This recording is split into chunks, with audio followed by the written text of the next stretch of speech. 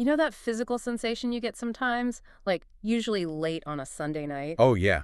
The Sunday scaries. Right. You look at your calendar for the week ahead, or, maybe you make the mistake of glancing at your bank account. Never a good idea on a Sunday. Never. And there is just this sudden, very palpable feeling of heaviness. It almost feels like someone just walked up behind you and dropped a 30-pound backpack right on your shoulders. Yeah, that physical weight. Exactly. You start running through the groceries you need to buy, the rent or the mortgage that's due, the car making that weird rattling noise again. I mean, just the sheer cost of being alive. It feels like the gravitational pull of the earth just got turned up a notch. But we usually dismiss that heavy feeling, by calling it stress or just chalking it up to adulthood. Right. Society really treats that constant, relentless pressure of maintaining your physical existence as just, well, as the baseline requirement for being a functioning human. Yeah, it's so universal that we barely even question it. But what if that weight, that gravity pulling you down, isn't just an unavoidable fact of life? What if it's actually a trap? A literal trap. Yeah. Welcome to today's deep dive. If you're listening to this, you are the kind of person who wants to cut through the daily noise and figure out what is actually going on beneath the surface of things. Exactly. So today we are going on a mission to decode a radically different perspective on this exhaustive routine we call the rat race. We are diving into a fascinating philosophical essay by an author named Zhu Feng. Yeah, we should mention the title is Being Free from Material Constraints, You Become a Celestial Being. It's from April 11th, 2024. Right, and the translation was edited by Kinyu. We'll have all the specific publication details on the show notes for you.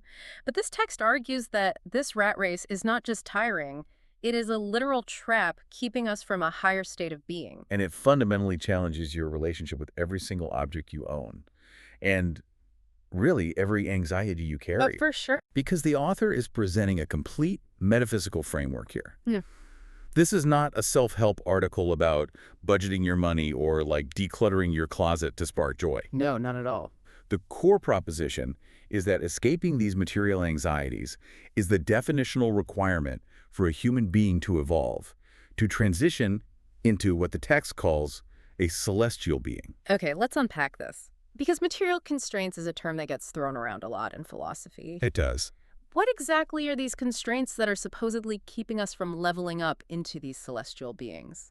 Well, the framework provides a very specific, uncompromising list of 8 manifestations of material constraints. Okay, what are they? They are eating, clothing, shelter, transportation, birth, aging, illness, and death. Wow. Grouping eating and clothing with birth and death. Yeah, it's comprehensive. And if you look at the architecture of human society, you see that the vast majority of people spend their entire lives laboring almost exclusively for these 8 things. Just constantly grinding for them. Right. And the text argues that because these material concerns completely dominate our thoughts and our consciousness, they cause us to overlook the true purpose of coming into this world. I mean, when you list them out like that, eating, clothing, shelter, transportation, it honestly sounds like being stuck grinding for basic resources in a video game. Well, that's a great way to put it. Like you're playing this massive, beautiful, open world game, but you spend your entire playtime just chopping wood, building basic huts, and hunting for low-level food so your character doesn't starve to death. Yeah, you get so caught up in the survival mechanics that you completely forget there is an actual main quest you're supposed to be on. Exactly. But, okay, I have to push back here because this is where the philosophy hits a wall for me. Go for it. I struggle with this concept because biology dictates that I have to eat. Right. If I stop chopping the wood and finding the food, I die. The game ends. Are we just doomed to be bound by food because of our physical biology? What's fascinating here is that that is the exact friction point of this entire philosophy. Right. The trap, according to Sweffing, is not the physical requirement of eating. Okay. Nor is it the existence of the material items themselves. The constraint happens when our consciousness falls into the trap formed by those items. Oh, I see. It's a subtle but massive distinction between necessity and purpose. Because we have physical bodies, we obviously need to eat to sustain them. But eating is not the purpose of life. So the trap is about the mental real estate those survival mechanics take up. Precisely. The text states that if you spend your days constantly thinking about what to eat, and all your diligent work is just to obtain that food, then your consciousness is down by food. I mean, money is the ultimate modern example of this. Oh, Right? absolutely. Yeah. We earn money to acquire better survival resources. But the moment your mind is entirely consumed with thoughts of how to earn money, how to protect it, and how to earn more of it. You become bound by it. Right. The author phrases it in this incredibly evocative way. He says, whatever we revolve around, we are bound by the things we revolve around. Whatever we revolve around, we are bound by the things we revolve around. Wow. That is a brilliant way to visualize it. It really is. It's literally a gravitational pull. You are a planet, and whatever you place in the center of your solar system, whether that's your bank account, your wardrobe, or your anxiety about aging and illness, that is the sun that dictates your entire orbit. And that's the trap. Which naturally leads to the next question. If we are bound by the thing we orbit, where do we go if we manage to change that orbit? Right. Like, if I pull my mortgage out of the center of my solar system, where does my life actually exist? Well, the author maps this out using a cosmic hierarchy of existence.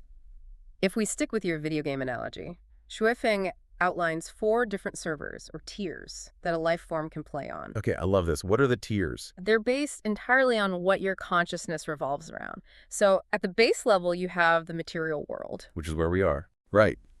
This is where people live. Life forms whose consciousness is bound by those 8 material constraints we just discussed. The everyday survival server. Exactly. Then the next tier up is the spiritual world. This is the dwelling place of celestial beings. Okay. Above that is the world of the soul, which is inhabited by super celestial beings and Buddhas. Wow, stepping it up. And finally, the highest tier is the holographic realm, where gods and the greatest creator exist. I mean, those top 2 tiers, the world of the soul and the holographic realm, they sound like they deal with formless consciousness and pure source energy. Yeah, that gets very deep. Which is a whole other metaphysical deep dive on its own. For another day, yeah. Right. I want to stick to the jump from tier 1 to tier 2. The jump from the material world to the spiritual world. From regular people to celestial beings. Okay, we'll do it. If I want to make that jump, do I have to sell my car, throw away my smartphone, and go live off-grid in the woods? Because historically, freeing yourself from material constraints usually implies taking a vow of extreme poverty. It does. Many historical traditions demand exactly that, but the author makes a crucial departure here. Oh. Yeah. Freeing ourselves from material constraints absolutely does not mean rejecting material possession. Wait, really? The text explicitly says it does not mean giving up food, comfortable housing, beautiful clothing, luxury vehicles, medicines, tools, or money. The text actually says I can keep the luxury vehicle and still be considered a celestial being. It does. Yeah. Because we have to go back to the rule of the orbit. Escaping the constraint means that your thoughts, your intentions, and your actions no longer revolve around the acquisition of those things. I see. Instead, they revolve around something the author describes as more enduring and eternal. You can use a smartphone. You can drive a nice car, but your identity and your purpose are not tied to them. So it's an internal shift in gravity, not an external purging of your garage. Exactly. I mean, I understand the theory, but I really need to see how this actually looks in practice. The text makes it sound like an internal switch you just flip. It's harder than that, obviously. Does the author give us any real-world examples of who is living in this spiritual world right now? He does.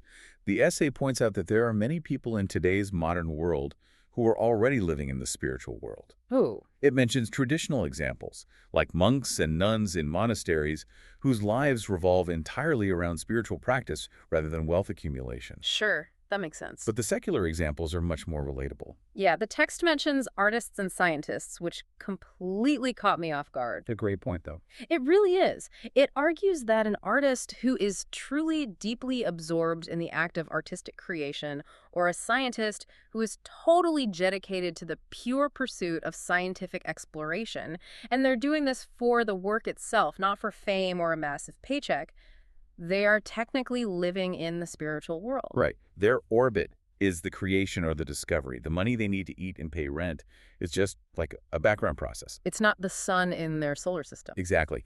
And the essay then introduces very specific community to illustrate this concept in action. Right, the Chanyuan Celestials. Yes, the author calls them the Chanyuan Celestials of the second home. To give you some context, Life Chanyuan is an intentional community. Basically a communal living framework. Yeah, where members, who are referred to as Chanyuan Celestials, live together based on these exact philosophical principles. Okay. And in the current space-time, the text notes, almost all of these individuals live in the spiritual world. But don't they still have to work? They do strive to create material wealth. Which sounds completely contradictory to everything we just talked about. I know. But the distinction lies in the motivation. For this community, the creation of wealth is treated as a natural behavior and an adjunct to life. An adjunct. It's a byproduct of their daily activities, not the primary goal of their existence. They aren't acquiring material wealth to hoard it or to signal their status to others. Ah, so they are playing the game, they're gathering the resources required for the server they are on, but they never lose sight of the main quest. Exactly. And the author offers a really striking comparison to highlight the difference between a material mindset and a spiritual mindset. Let's hear it. It involves living in an attic versus living in a villa, or driving a tractor versus driving a luxury car. Okay. The text doesn't pretend that poverty is physically pleasant. It acknowledges that living in a villa is objectively more comfortable than living in a cramped attic. Obviously. And driving a luxury car is a smoother ride than driving a tractor. Transitioning to the spiritual world doesn't numb your physical nerve endings. You still prefer comfort. Right. And here's where it gets really interesting. Yeah. The text drills all the way down into the psychology of poverty versus the physical reality of it. It asks us to imagine someone living in a very basic thatched hut. Okay, picture the hut. If a person whose consciousness is bound by the material world lives in that hut, they are going to suffer immense pain and anxiety. But the suffering isn't just because the roof leaks or it's cold at night. It's because society's common values look down on people who live in huts and elevate people who live in villas. Yes. The psychological weight of societal judgment is vastly heavier than the physical inconvenience of the hut itself. It's what we might call Zillow envy. Oh, that's perfect. Zillow envy. You know, the material-bound person sits in that hut agonizing, like, how will I ever find a partner? How can I raise a family in this? Everyone else is doing better than me. I am a failure. It's a constant loop of worry and sorrow. But the Tarrant argues that if a person who lives in the spiritual world resides in that exact same thatched hut, they will feel zero worry or sorrow. Because their orbit is different. Exactly. The physical environment hasn't changed. The draft coming through the window is exactly the same. But because they are entirely immune to society's value system, because their orbit has fundamentally changed, the psychological suffering completely vanishes. The constraint was never the hut. The constraint was caring about what society thinks of the hut. I hear that, and it is a beautiful philosophical point. But I know anyone listening who lives in a major metropolitan area right now is incredibly skeptical. Naturally. Because it's one thing to sit in a hut and be at peace in a vacuum. We live in a brutally expensive modern economy with rampant inflation. I want to press on this because it feels like dodging the hard questions. Fair enough. Does the text have any actual numbers to back up how this works in a modern society? Can you actually survive inflation on good vibes and a shifted orbit? Well, if we connect this to the bigger picture, the author actually anticipated that exact skepticism, and he provided a very specific modern financial case study. Really? Yes. The text looks at the Canadian branch of this intentional community, the Laishan Yuan, in the year 2023. It outlines the hard financial data for 5 residents living there. Okay, let's look at the math. In 2023, the total combined income for all 5 of these individuals, who the text refers to as the Crown of Chen Yuan Celestials, was 100,000 Canadian dollars. For all 5? Yes. Averaged out, each person lived on exactly 20,000 Canadian dollars for the entire year. Wow. The text contextualizes this by noting that the average annual income of an individual in Canada is over 43,000 Canadian dollars. So these 5 individuals are surviving on less than half of the national average. Correct. And the text specifically uses Vancouver as its reference point for the cost of living. Which is one of the most notoriously expensive real estate markets on the planet. Exactly. The author points out that in Vancouver, the monthly rent for a standard 1-bedroom apartment is no less than 1,600 Canadian dollars. Okay. Now, if you break down the community member's income of $20,000 a year, that comes out to roughly 1,660 Canadian dollars a month per person. I know anyone listening who lives in Vancouver is screaming at their phone right now. The math is tight. It's beyond tight.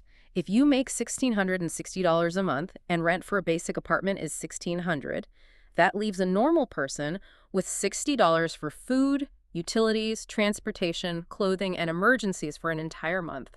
That is mathematically impossible. How is this actually working without it just being extreme grinding poverty by another name? Are they all sleeping in bunk beds and eating rice and beans while pretending they've achieved enlightenment? That is the logical assumption if you're looking at the math through a materialist lens. Okay. But the author asks the reader to consider a different perspective. Are the average Canadians, those earning over $40,000 a year, actually living comfortably without stress? Usually not. Right. Or are these community members earning only $20,000, living more freely? The text asserts that these individuals not only survive, but they live very comfortably and freely. But how? The math doesn't magically change just because you shifted your consciousness. Rent is still rent. The math changes because the structure of how they live changes. The $1,600 rent figure is what an isolated individual pays to live alone in a single occupancy apartment. Which is the standard way we do things. Right, which is the ultimate materialist setup.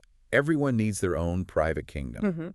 But by living communally, they bypass that traditional financial trap entirely. I see. They aren't 5 people renting 5 separate apartments. They pool their resources. That makes a massive difference. Huge difference. When you share a larger living space, when you have one shared kitchen instead of 5, when you split utilities, when you buy food in bulk, when you completely erase ego-driven consumption. Like needing your own car just to prove your independence. Exactly. Or buying name-brand clothes to fit into society's value system. When you drop all that, your individual cost of living plummets. So what does this all mean? If we take all of this, the 8 constraints, the shifting of our mental orbits, the psychological weight of the thatched hut, and the communal mechanics of the Canadian case study, the ultimate secret revealed in this text is actually a massive paradox. Yeah.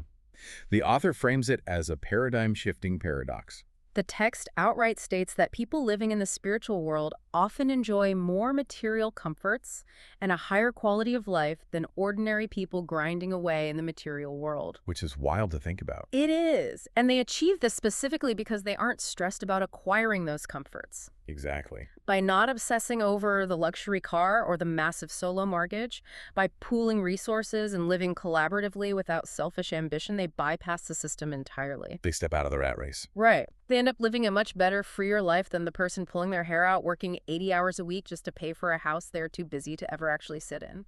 The author summarizes this entire philosophy with a final, very powerful maxim. What is it? Unselfishness leads to self, and selflessness leads to fulfillment. That's beautiful. It is. By letting go of that desperate, grasping need to secure your own isolated material survival, you actually end up fulfilling all of your physical needs much more efficiently. And without the 30-pound backpack of stress. Exactly. And in the process, you transition your consciousness into a celestial state. It all comes back to fundamentally shifting what your life revolves around. It makes you want to look around your living room right now, you know? Look at everything you own and seriously ask, am I using this or is this using me? Absolutely. This raises an important question, though, and it's a thought I want to leave you, the listener, to mull over today. Let's hear it. If the ultimate goal of human evolution, according to this framework, is to free humanity from the heavy toils of basic survival, to stop us from constantly worrying about eating, clothing, and shelter, Yeah.